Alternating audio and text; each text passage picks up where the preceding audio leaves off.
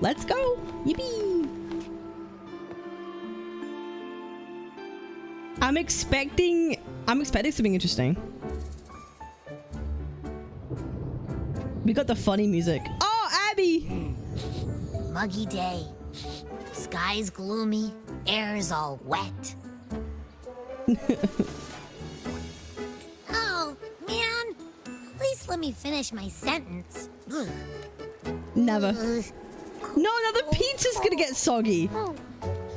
Wait, the pizza's about to get soggy. No!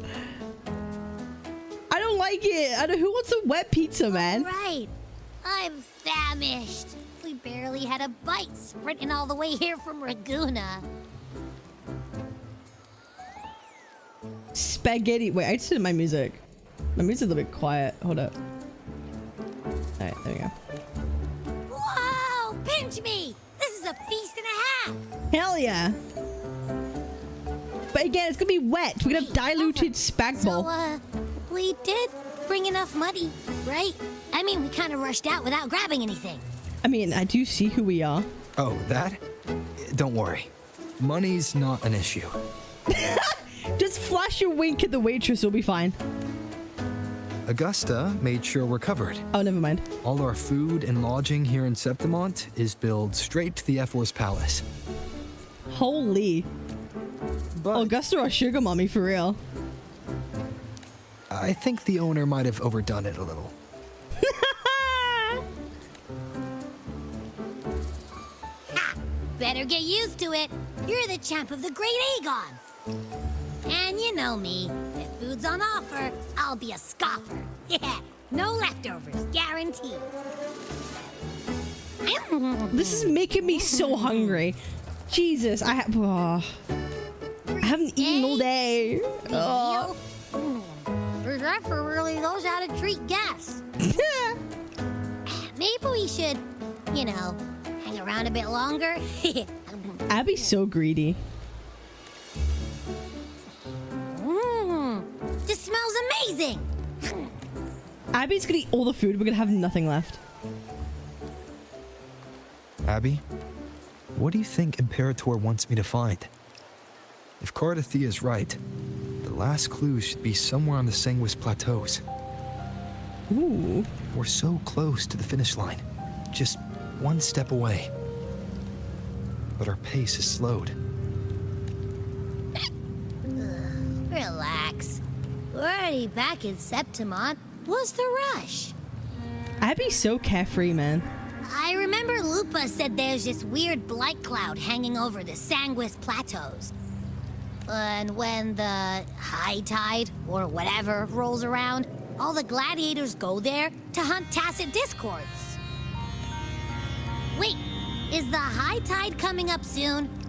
The Ephor's invite did say something about a big hunt. Oh, 2.6 is gonna be so interesting, man. Huh, that reminds me. Aren't we supposed to meet her today? A messenger came this morning.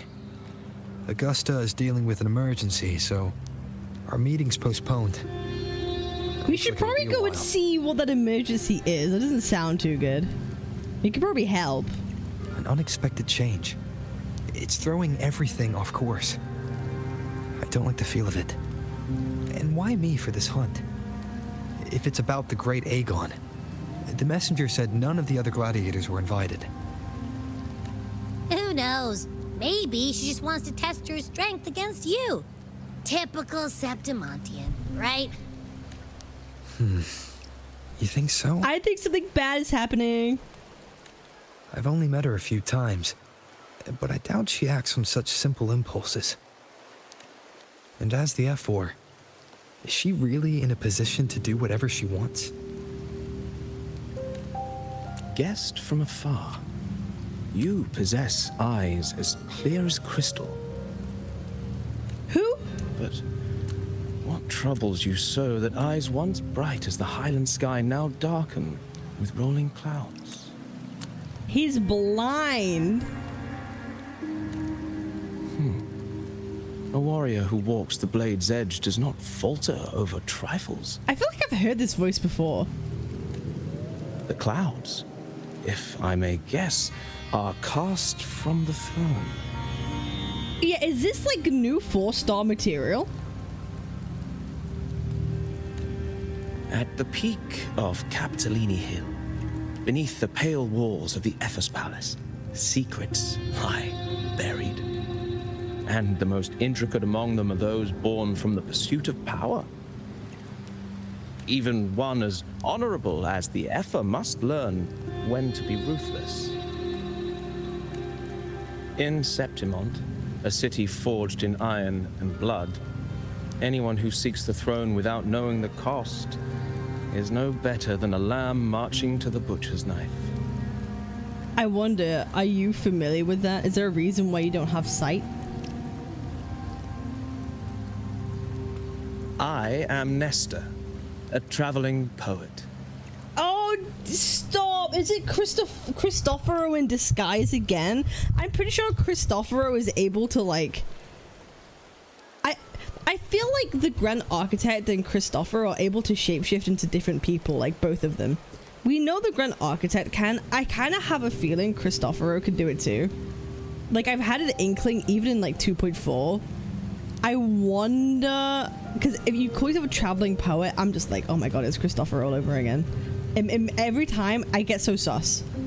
Yeah, I have PTSD now. Like, goddamn. I don't trust traveling poets. Especially, like, look, he has the feather that Cristoforo has on his hat. Bro, listen, bro. Okay, listen, wait, hear me out. Hear me out. Hear me out. Hear me out. Hear me out. Hear me out. Cristoforo has like a feather thing. He has like a feather thing on the hat. Am I crazy? Am I going crazy? Maybe I'm going crazy. Maybe poets that have feathers. I'm going crazy. The rains in Septimont never seem eager to leave this season. So then, I want to see this symbol is. It's a cloth, not a feather.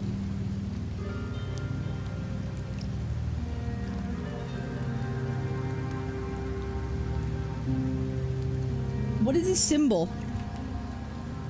Okay, maybe I'm looking too much into it.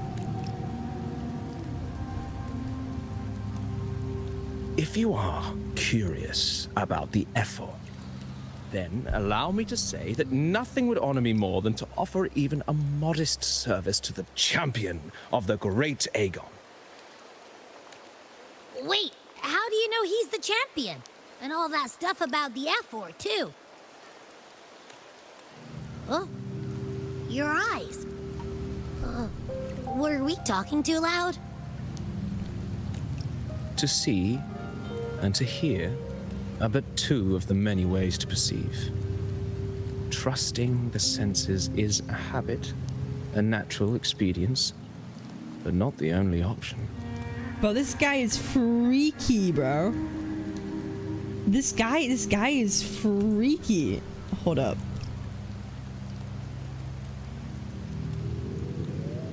Let me get my, where's my... Truth be told, I've been gathering inspiration for my next epic. Okay, there And we its go. protagonist is none other than Augusta, the Ephor of Septimont. No, bro, what does that mean? That's why I speak of her with some familiarity. I have a feeling your tale with her will soon be written. And knowing more about those who walk alongside you is rarely without its benefits. Yeah, inspiration my ass. Tell me about Augusta.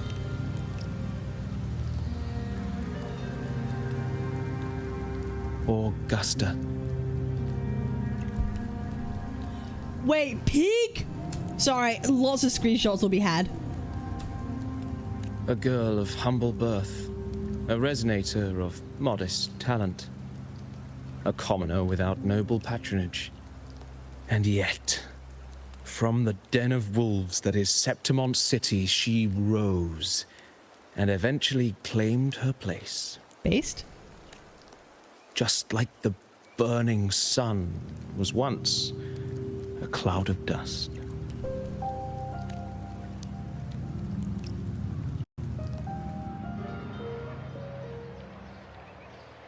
Okay. Rust Sword in the Sun. Quest unlocked. Alright, let's go. Holy. Dear guest from afar, do you follow me into the near-forgotten stories of Augusta, but simply telling it might be a bit dull? What are you trying to do? What methods do you have in mind? Perhaps having the listener become the protagonist of such stories might be a good option. This should add a more immersive touch to the sounds and images you've yet to hear and see. Continue. Okay. At this moment, you are Augusta. You shall relive her past, face the same choices she once made. Thus, please forget your name for now. Okay. Of course, Augusta's story is already written. No matter what choices you'd make, they will not alter our reality. Yet be wary, fate is fickle, and a misstep can lead to a swift end. Weigh your choices carefully. Well then, let the story begin. Set aside the complex thoughts and let me sing the epic of a young girl, Augusta.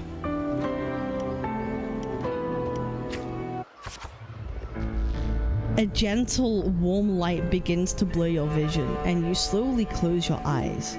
When it clears, a small, frightened girl clutching a sword stands amidst the ruins. A group of solemn Septimontian gladiators stands guard around her. Hey kid, are you alone? Don't be afraid. We know what the dark tide did to your home, and we're here to help.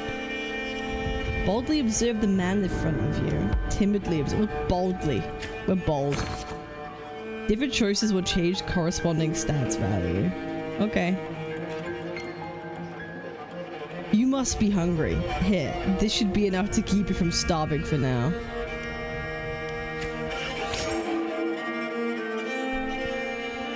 We can take you to Septimont City. It's not safe here. We don't know when the next disaster will strike.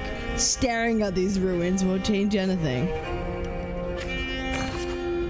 Even if you rebuild these walls 1,000 times, they'll never hold against the dark tide. You don't have the strength to stop it. Bring your sword and come with us. Why would you say this to a child?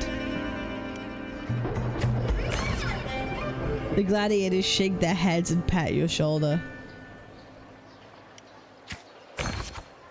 Oh no. Remember to maintain stats balance. The story ends if a stat drops to 0. Okay, based. A story chapter is complete once the corresponding goals are met. Okay. In the end, you chose to leave the village. The gladiator's words revealed a bitter truth. You lacked the strength to protect the home you are leaving behind. In your travels, you stay quiet or engage. Following the gladiators, you arrive in the city of Septimont by ship. You wave them goodbye after arriving at the central square. Meanwhile, you notice the square is crowded with citizens. A poster for the gladiators' Aegon is pinned to a wooden board. The air is filled with a heated chatter about the upcoming match. You must know, Septimont reveres strength. Here only the victor reigns. That is a law older than the city itself. You notice the passion-filled eyes of Septimontian. The disdain. What does that mean? Disdain. Eat or be eaten. Such is the way of this city. To survive, you'll have to find your bite and seize the crown with your own teeth. You can't stop thinking about their conversation. You realize that gladiators are the very symbol of strength in Septimont. If there's a way to dominate the arena, maybe you'll find the strength you're looking for. As you leave, you notice that 3 words stand out in the incessant chatter: identity, status, and talent. They seem to be an essential part of gladiating. There are always those commoners who view the Aegon as mere boring displays of butchery, but who are hardly entertained by the sight of rats shrieking in the dirt. What we crave is true magnificence.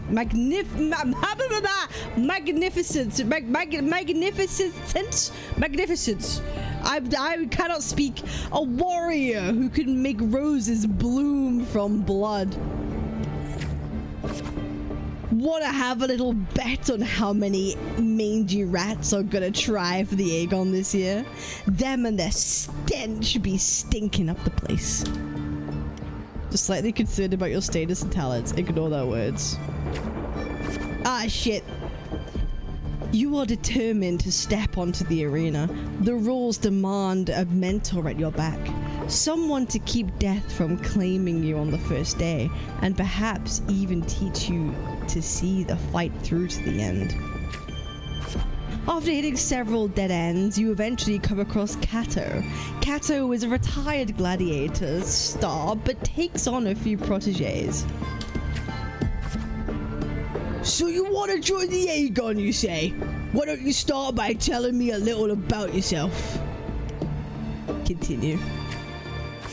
You recall the discussions about gladiators, identity, status, and talents. People in the city of Septimont seem to value these more than anything. You choose to... Speak honestly.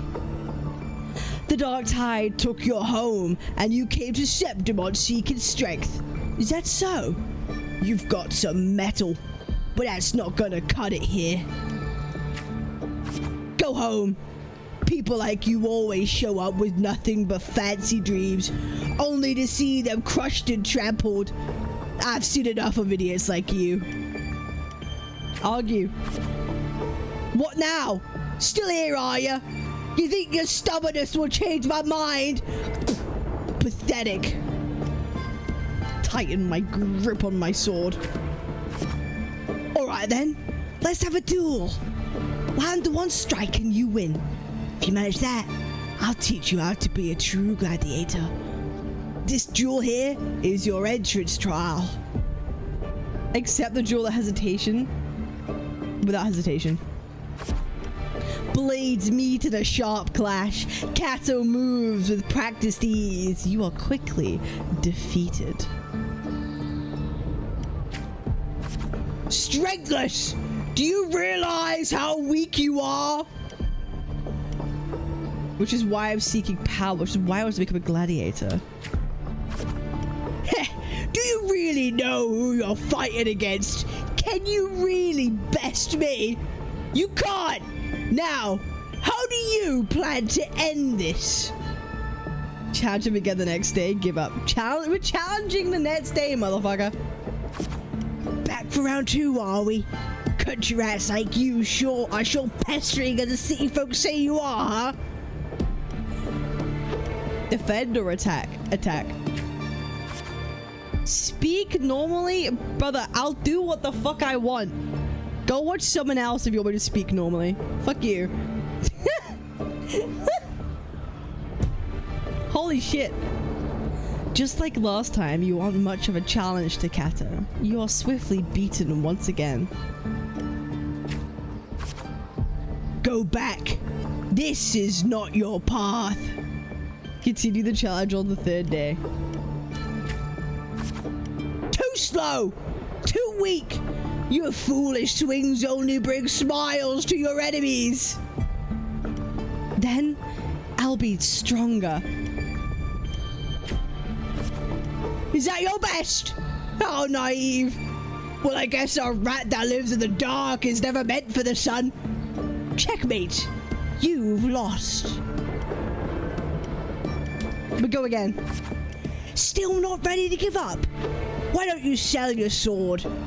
It'll get you some food at least. Keep going. You stand before Cato again, dragging your exhausted body nearly at your limit. I could still fight. The wind swept up by the blade whispers past, and you're suddenly home. Soft sunlight cascades on the great oak's leaves, and you hear your friend's laughter, your parents' gentle calls. Oh no. Oh no. But in the very next breath, a bone deep chill engulfs you. That touch, you know it all too well. Thoughts race across your mind, and your hand instinctively grip the sword hilt. I won't surrender! You seize the opening and land a hit on Cato. Cato hands you his sword and turns to leave. We're gonna catch his sword. In Septimont's arena, the victor claims the weapon of the defeated, a symbol of conquest. This sword is yours now. Conquest. Victor. If you are determined to bite off that crown, do not fall before you get there. Augusta, that's your name, isn't it? Yes, I am Augusta. The moment you step into the arena, you will lose its name. The spectators may brand you with a number, a symbol, or even the name of some wild beast. I am prepared. And only the last one standing has the right to reclaim their true name. By then, all will be chanting your name, Augusta. You'll have to conquer their hearts and win their applause, even without identity, status, talents. Tell me, will I see that day? I will make them know my true name. Training starts tomorrow, 6 sharp, right here.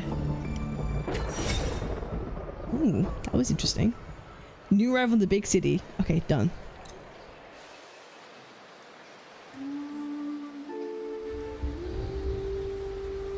Fail enough times, and you might eventually succeed. Should we call it resilience? Or mere stubbornness? Both could be true. Or perhaps, for a girl who has lost everything, there was never a second option. She had no one to trust but herself, and naught but a blade to hold. And yet, as the first stanza of an epic, this is nothing extraordinary. Since the lament, across the scorched lands of Solaris, I've heard this story repeat itself, again and again. Greatness. Yes, I love his voice. Has certainly seen it. But true greatness is never found on the first page of a story. Courage, glory, and honor. Such immortal virtues have been etched in tablet and stone. They are never forged overnight.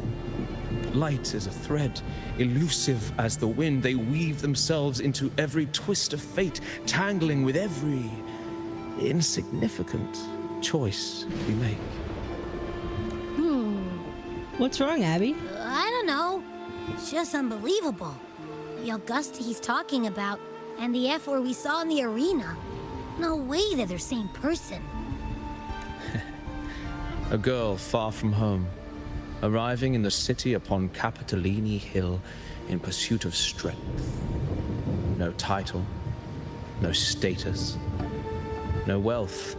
I doubt anyone at the time could have imagined her rising to where she is now. Do you mean Cato? Do you believe Cato handed her that final victory on purpose, and that his scathing words were a test of her resolve? Maybe he had long grown tired of that corrupt system. Then Cato must have been an idealist, to place his faith in a girl with nothing to her name. Now, why don't we keep this question in mind and see where the story leads us? Okay, let's see.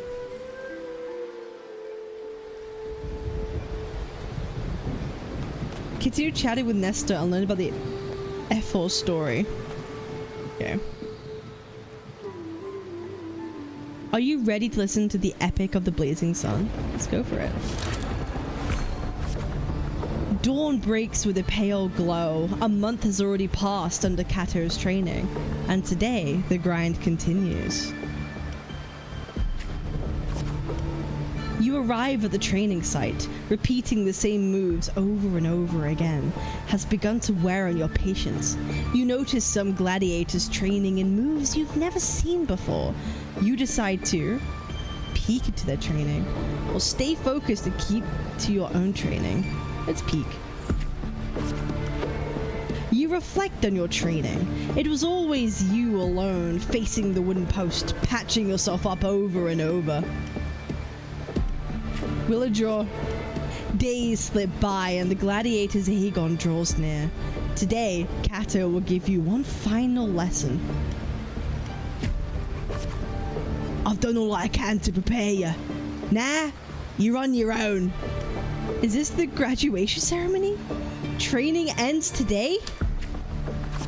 Here's my final task for you. Tell me, why do you want to become a gladiator, huh? What pulls you through all this training? You already know the answer. Your ideal has never faltered since you left home. To be strong enough to protect others. You meet Cato's gaze, and he reads the answer in your eyes. Offer Cato your thanks. I remember my true ambition. Remember our true ambition. In the meantime, a flicker of desire crosses your eyes. You recall Cato's words from when this all started. By then, all will be chanting your name, Augusta. You'll have to conquer their hearts and win their applause even without identity, status, talents. Tell me, will I see that day? I will make it happen. You're aware that sponsors for the Gladiators Aegon are mostly nobles and wealthy merchants, figures beyond your reach, except perhaps in the underground arena.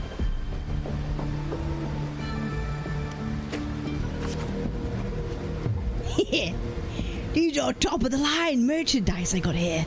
Care to have a look? Like products on display, you and a few other gladiators stand in the middle of the underground arena, scrutinized by nobles and wealthy merchants in the stands. One by one, those beside you are chosen and escorted away. The audience casts their eyes in your direction. However, all you receive is constant laughter in return. Glimpses of the noble's lavish lifestyle flicker through. Visions of your home's ruins flash within your mind. Lavish! No! No! Fuck! These laughs. So they really did have a hand in the disaster. The dark tide alone did not destroy your home. The rot in high places also... Yeah, this one also played a part in the ruin. When the dark tide struck, those with power and wealth continued their life of indulgence and luxury. The might of the gladiators existed only to serve their desires. A fire of anger ignites in your chest. Well, a village girl with such unremarkable forte, dreaming of power and strength. I can't remember the last time Septimont had a joke this amusing. Try and you'll see. What can you offer? Prancing around like a circus clown and scrambling for your little life so we can all have a good laugh? Or do you think playing innocent will win you favor? I never disappoint. Anyone interested in this one? After all, watching the weak struggle is always a fine source of entertainment. You give the nobles a chilling stare as they talk in whispers. Entertainment, you say? In Septimont, strength defines worth. We shouldn't be so quick to judge a gladiator who offers herself. You turn your view towards the voice. With heavy steps, a well-dressed old-school noble walks down from the stands towards you. He smells of rotten stench. It's unlike the smell of rats, as the Septimontians had put it, but a foul odor of power and wealth. You'll frown at the guy. I engage only in profitable ventures. To stand in the arena, you must prove your worth. I have 3 trials for you. Survive them, and we may speak further, brave young lady. Okay, interesting. Interesting. Who is this noble? We're on chapter 3. You accept the noble's trials, though trials is too fine a word for something intended only to break you. Outside the walls of Septimont City lies a wasteland plagued by the dark tide, your homeland. Returning home, you can't help but feel sentimental. Shit. They say a ferocious lion beast corrupted by the dark tide prowls deep within a cave. No common blade can cut through its skin. Your first trial is to slay that beast. The noble, however, decides to strip you of all equipment but a dull sword. A dull sword is more than enough. The mountain trail winds like a serpent. Among the charred tree stumps, dozens of bleached skeletons lie scattered. You suspect you're getting close as you continue forward against the unpleasant smell. When the first rays of sunlight split the clouds, the cave reveals itself, breathing death. Before you get a clear picture of the cave, a crushing force presses down upon you. Who are you? Shh, get down! You trying to get yourself killed? Hold your breath or you'll alert it. Do as he says. You turn around and see a hunter. Just then, a massive beast roars and walks past where you are hiding. Keep your head down. After the lion beast is left, you apologize to the hunter. It was thanks to him that the beast did not notice you. Hey, going by these clothes, you're a Septimontian gladiator, eh? I used to be just like you. Lost a big match, got tossed out by the nobles, and ended up like this, with nothing but playthings. The skills honed for battle are now merely tools for survival. Septimont has abandoned the strength it desperately needs. You pity such a reality. Ask the hunter about the lion beast, that's what we'll do. Only a madman would go after that lion. I have my reasons.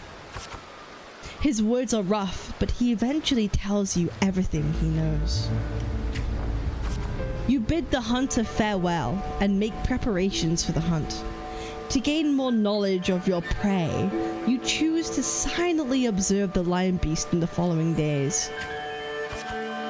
After a few days, you've managed to grasp an overall behavior pattern of the lion beast. Thus, you march towards the deep cave. Deep within the cave's dark embrace, you tread softly. Then a sudden dread freezes your steps. Between the flickering torch flames, a monstrous shape appears, the lion beast. Fire from the nether dances amid its golden mane, while claws like scythes tear wounds in the earth. Draw your sword and strike the lion beast. As As you expected, your sword fails you. It's ineffective against the lion.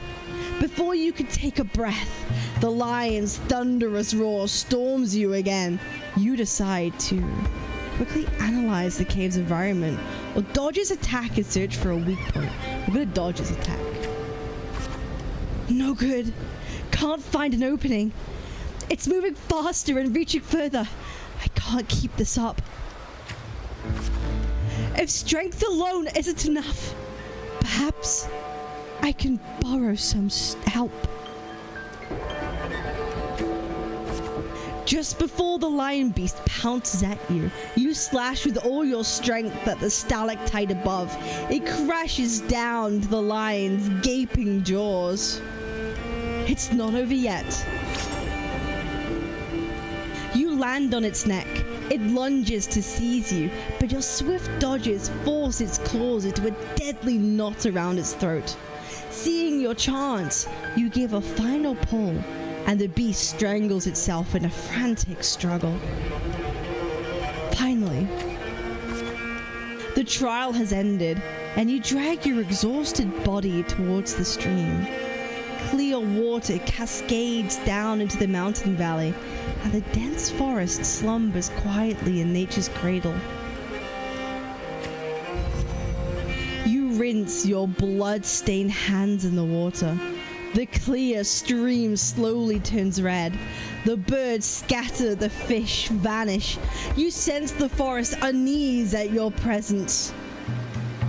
Are they afraid of my power? The critter's panic plunges you into reflection. For the first time, you realize that power can instill fear. You desire more power. With no time to rest, you approach the nobleman again. He imposes the second trial upon you.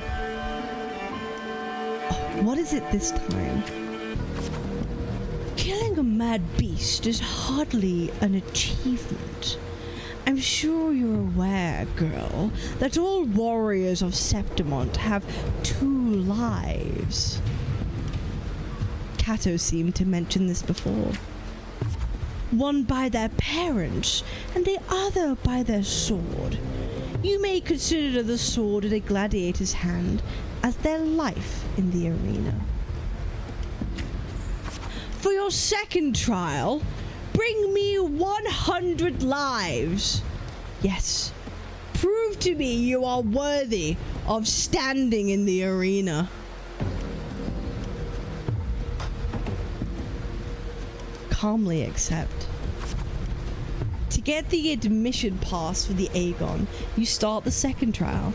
Day after day you fight gladiators of Septimont. As your reputation grows, so do the spectators. They don't care who you are, but only want you to see when you will fail.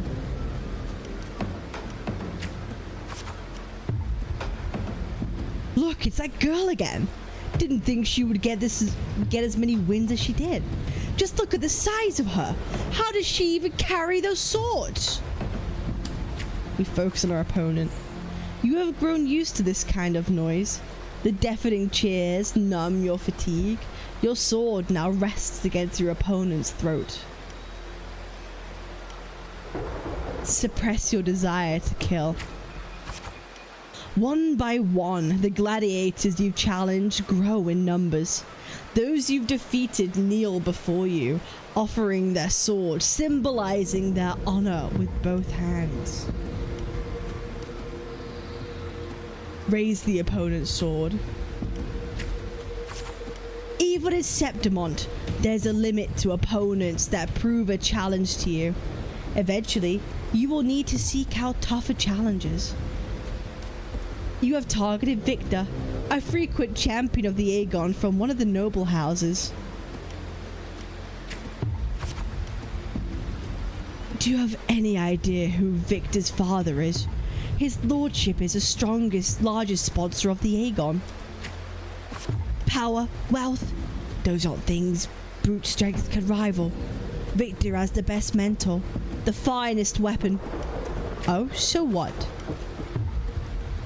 The house behind Victor comes to you with an offer. A perfect job at a substantial fortune if you walk away from the duel. We're gonna rip the contract. You reject the bribe without a second thought. Humiliated, the noble servant spits curses in your face. Respond calmly. You ignorant country peasant! Do you know what it means to refuse a noble? Then you shall suffer from your arrogance. When the time comes, don't expect any pity, as you won't be getting any. The scion silences the rambling servant and tears up the contract. Let's go. There's no point in talking sense into an ignorant fool. Then again, I'd appreciate it if you don't waste too much of my time in the arena. They throw a bag of credits as a way to humiliate you, following it up with sarcasm and mocking gestures. They attempt to overwhelm you with their pride. You feel nothing. The day arrives. Victor accepts your challenge with his honor of nobility as the stake. You remember well the haughty look he wore but a few days prior. But the nobles wield only words, not swords. Victor knows nothing about swordsmanship. You easily defeat the weak, incompetent scion and casually lift his pretty helmet with the tip of your sword. I have won, and I achieved it without wasting your time. Do you see? Your gilded lies shatter before real strength. Toss the helmet back to Victor. The crowds erupt in cheers and applause. The nobles, unable to deny your triumph, lower their heads. You return to your lodging to count your trophies. 99 swords, 99 opponents defeated. Now only one life is left to claim. Most gladiators have long feared your reputation and dare not challenge you, except one. Aradal, the rising star of the underground arena. Unlike you, he was born with powerful forte. He is undoubtedly the king of the arena. Talents no longer matter to me. Amidst the endless chanting of the name Aradal, you arrive as promised. Even the old school noble is present this time. Your opponent's towering physique dwarfs yours, and his crushing presence brings to mind the fearsome lion beast. After several exchanges, you notice something unusual. The floor is too slippery to gain foothold, and Aradal's armor is unusually heavy.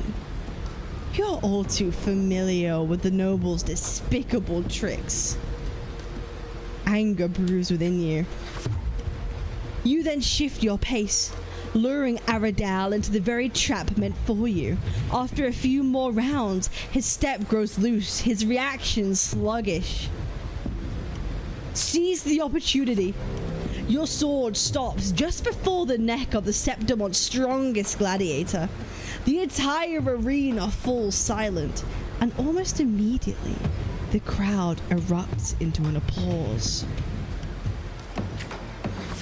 Stab! Stab! Stab! Is that so? Kill! Kill! Right here? Now?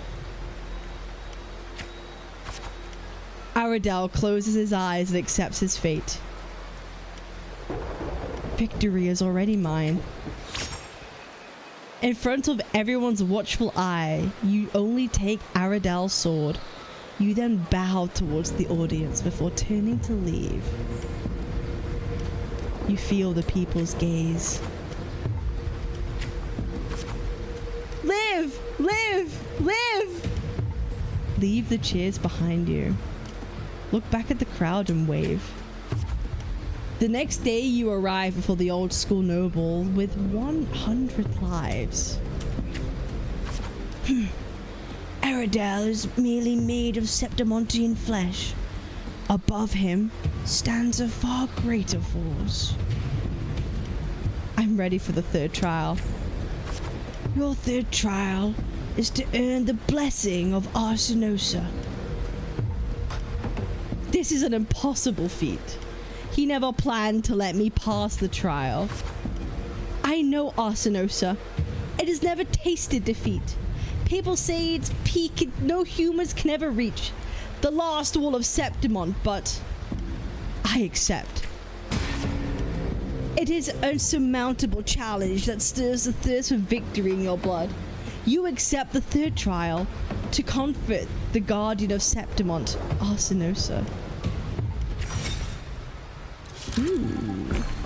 Yippee! Alright. Ah! Interesting! Interesting. So Augusta's really pushing the boat out. She's really dealing with both the positives and trying to push herself forward, but also understanding the corruptness of what's going on around her. Interesting. How do you guys feel so far?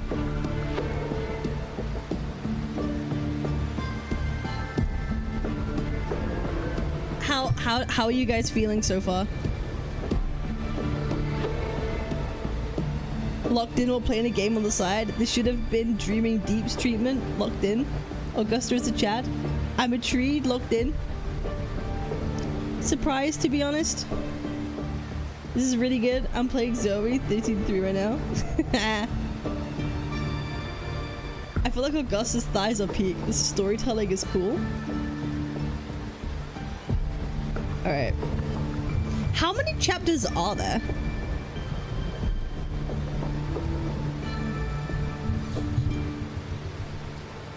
The best unvoiced dialogue ever. This is segmented storytelling that other games should steal. Last? This is the last one? Okay.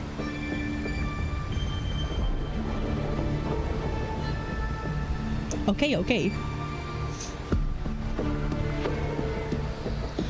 On the eve of the trial, you return to the training grounds once again.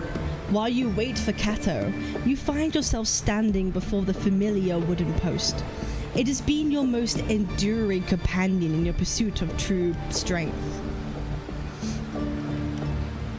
Cut it down and leave the past behind. Well, not particularly an easy path, is it? Tell me, what did you learn from this path? Strength can instill fear. Strength brings conquest. Such is humanity's oldest rule. Augusta, I'll be there for your last trial, and I will call your name for all to hear. I will not stop here. Back in your room, you stare blankly at your stacked collection of swords. These trophies symbolize strength and conquest, but how will you show them to the world? You once heard the tale of a legendary gladiator, a warrior who would always fuse their opponent's swords with their own after victory. Now, you decide to tread the same path and stand before the smithy. Gaze at the flying sparks of Blacksmith's forge. Stop up. We're gonna gaze. You wish to demonstrate your strength, yet now you seek to do this with the power not of your own. Watching the blacksmith's hammer rise and fall, seemingly impractical idea emerges. In the end, you use your forte to fuse all the swords into one. Feel the power. Your forte never stands out amongst resonators, but its seemingly insignificant power is enough to be stronger than the forge fire and hammer swings. The day of the final trial has finally arrived. You walk to the arena's center with your newly forged sword. The bronze horns blare from atop the 12 stone pillars. All eyes are on you. Everyone is eager to witness how a human will rival the strength of Arsinosa. Suddenly, a rumbling roar cut through the noise of the crowd. The nobles' banners flutter and fall. A colossal shadow swallows the sunlight around you. Arsinosa appears. "It's awake!" a noble shrieked. Arsinosa stands silently opposite you. Slowly, its eyes open, coldly watching you. Focus and stay alert. With a sudden sweep of her tail, the lioness shatters the stone pillar.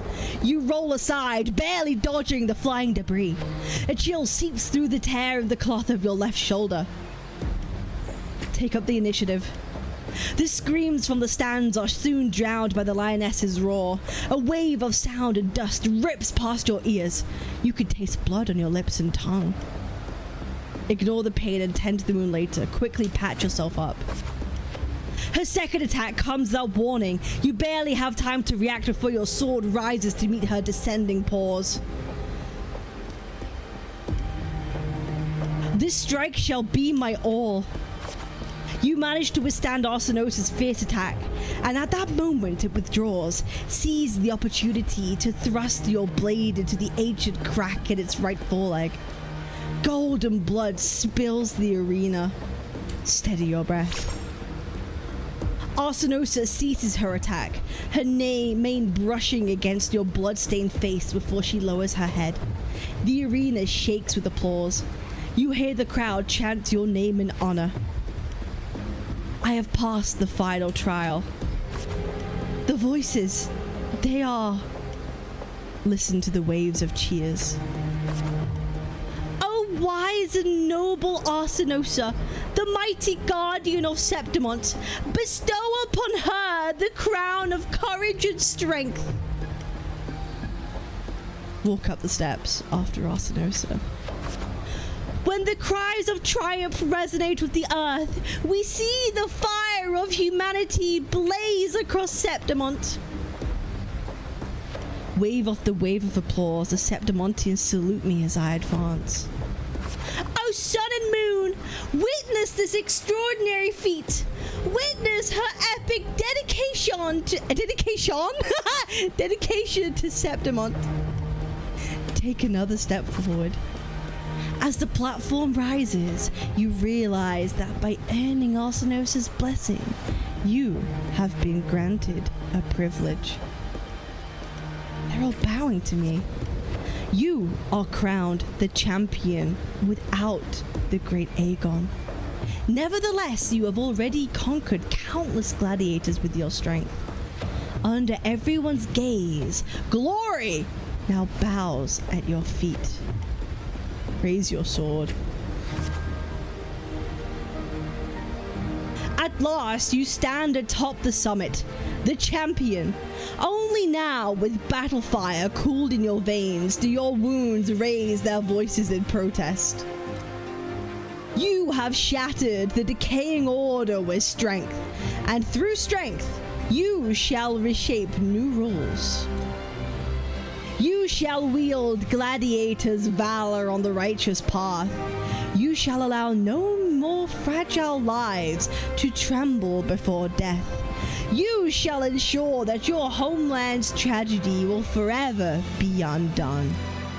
Yet, should these new rules, forged by might, lose their foundation, will they not fall?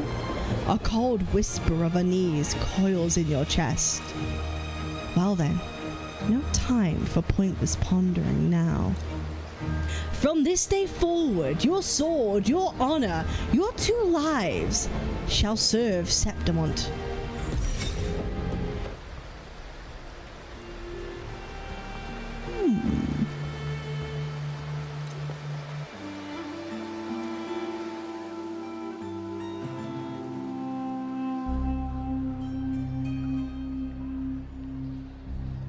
Merely the rough shape of a short epic.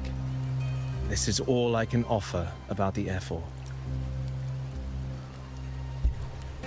Now, as a listener, what do you make of my narration? I still don't know the Ephor enough.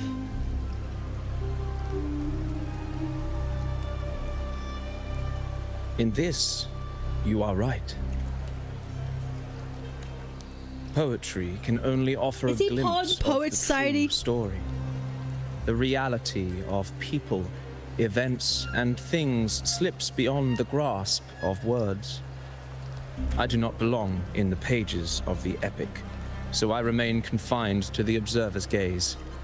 I can imagine events and emotions unfold, but I cannot truly recreate them. Here's some advice for you, though I hesitate to call it such. Okay. If you want the truth of a story, step into it. Become part of it. The opportunity stands before you now. As I've said, the tale between you and Augusta, the hero of Septimont, is only now turning its next page. You seem to know exactly what I'm about to do. It's not difficult to see. Fate flows like the stars, tracing their course. Your destination is written in the steps you take.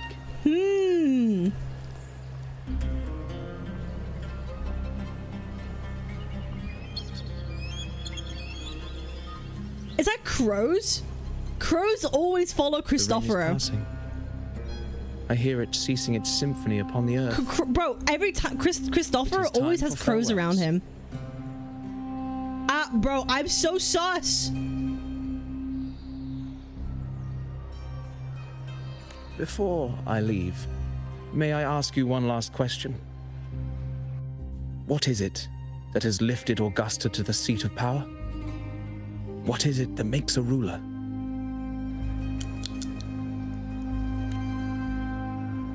Well, I'd say strength.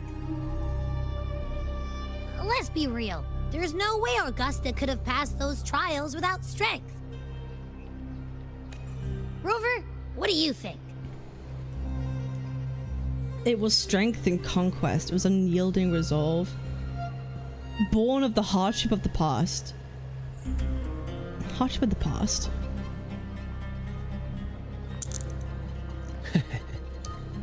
You needn't rush to answer now. Keep it in mind as you continue your journey. When the final chapter is written, the answer will reveal itself.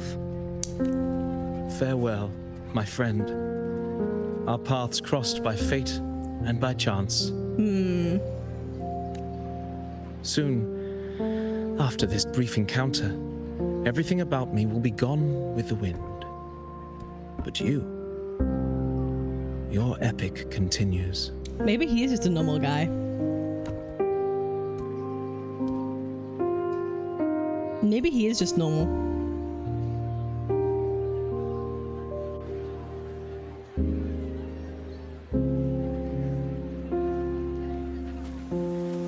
Oh. Oh. Who?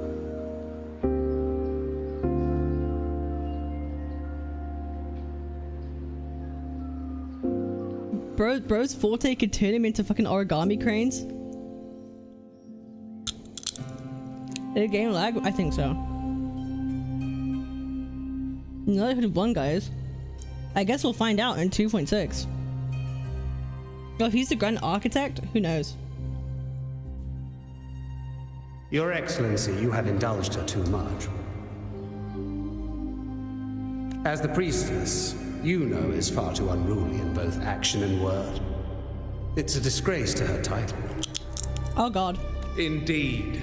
She entered the palace unannounced, uninvited, and with no decorum. A blatant affront to the authority of the palace. Same as always. Senators, all she crossed was a doorway.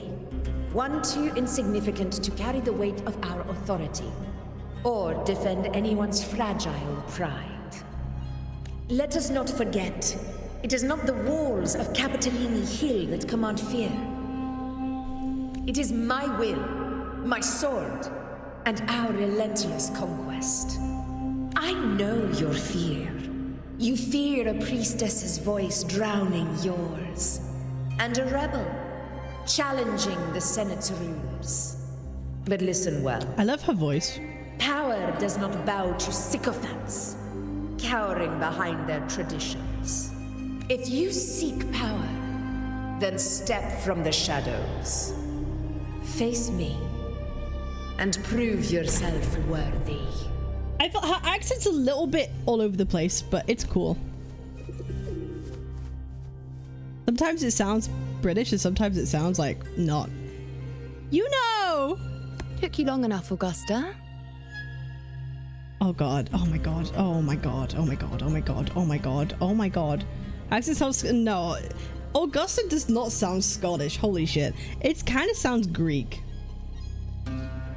Augusta kind of sounds Greek. Yeah, those of you saying Scottish, you clearly don't know European accents. Hold up, let me get a picture of my girl. Handling the senators takes time. You know that.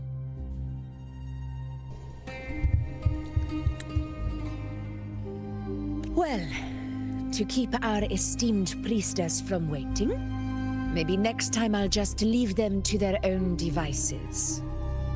Oh my god, she's so hot. They're both hot. They're both hot. I'll make sure they record every detail of your feat and relay it. Yes, we will record your feet. To Grandmother Lilibet. Lilibet? Is that Elizabeth? Priestess Iuno. Unruly behavior left Tetragon Temple without permission and trespassed into the Ephor's palace. Oh, she's so hot. I wonder, who will lose it first? Lilibet or you? Oh, every detail of her feet. This is such a cool image. Let those old foxes report me all they want. If they step into the tetragon left foot first, I'll shoot the left. Right foot first, I'll shoot the right. Hey, I'm with you on that one. The Senate should be reminded now and then that the tetragon's kindness is not a reason to take Priestess Iuno lightly. Why didn't you wait there? I had everything handled. We depart for the hunting ground tonight. If anything changed, you could have reached me by my terminal. You didn't need to come all the way here. I want you free of duty until that day arrives. You're overthinking it, Augusta. I'm here to see that person. Huh? Huh? Grandmother Lilibet said his fate is one of unknowable void. Sounds intriguing enough to make time for. Yes, make time for us. So that's it? Too bad.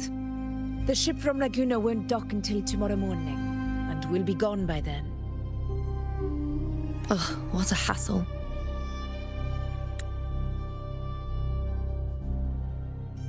Taking every opportunity. Patience, you know. The warrior has accepted the invitation. So, you'll have plenty of time to meet during the hunt. The hunt. Is there something else you want to say?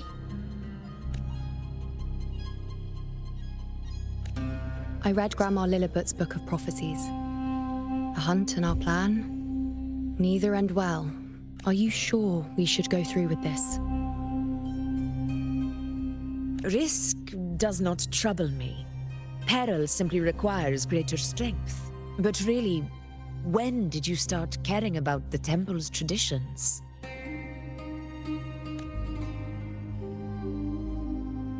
O ye faithless of Septimont, the divinity is enraged. Should your ruler defy their will again, doom shall be your fate. Lately, I've been hearing murmurs from the nobles again about the ancient prophecy from Raguna. Raguna! I will admit, those words once carried weight.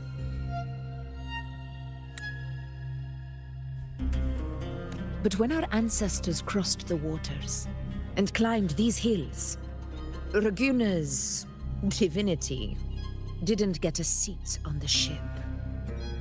And the priestesses all said the prophecy was incomplete. Only the hero of heroes, wielding extraordinary power, risen from the dark tides, shall bring eternity to Septimont. Then shall the waters quiet, the tempest still, and glory return with the blood of the old king. The old king? Legend rules Septimont. The legend traces its roots to an ancient prophecy that only the one who become the hero of heroes can save Septimont from falling to ruin.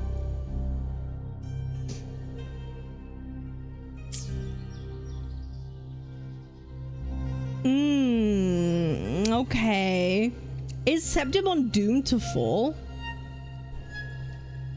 Is Septimont doomed to fall? Do not forget, this is the other half of the prophecy. I feel like, is Rover going to like kind of quote unquote maybe die and then not die, or something happens with the dark tide? Like,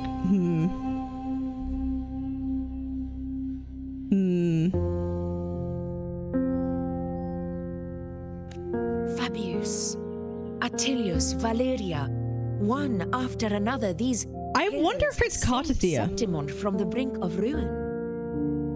I wonder, like, I feel if they go the Rover route, I'm gonna kind of be frustrated. If it's Cartathea, it might be kind of interesting. Like, bro, I'm telling you, I feel something bad's gonna happen to Cartathea. Fabius, Atticus, and Valeria, one of these heroes have saved Septimont from the brink of ruin. As long as a hero stands, no disaster can break this eternal city. What if this time is different? What if ruin is our fate? Feet. Then I will sever that fate with my blade.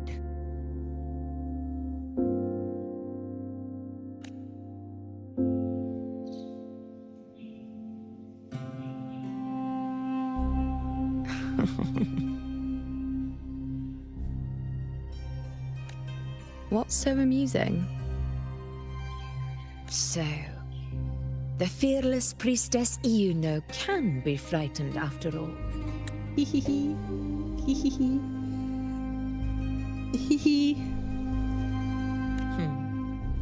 But it's fine. If you're afraid, don't push yourself. I can handle this alone. No, you can't. Something bad's gonna happen. Most revered priestess, wait for me in the temple. I shall return victorious. Well, that's just not gonna happen, is it? You're not gonna return victorious. That's just not gonna fucking happen, is it? Frightened. Me? If anything, it's you, trying to shut me out and face it alone. I don't say I will come back victorious. No, you fucking won't. You're not. That's something bad's gonna happen. Fine. Go ahead. You'll come back to me sooner or later. I love women. That I can't deny. I knew it. So you do need me for this hunt. Thank you. You know. Why are you saying this?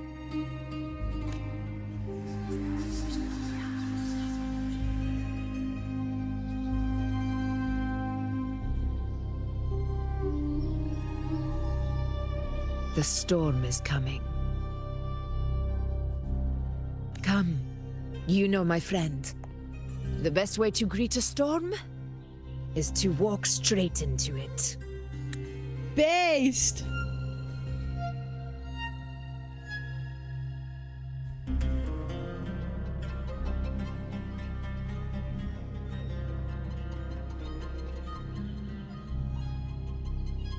Oops.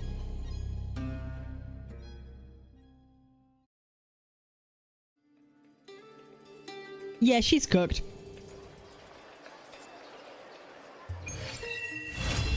Something's gonna happen. Oh boy.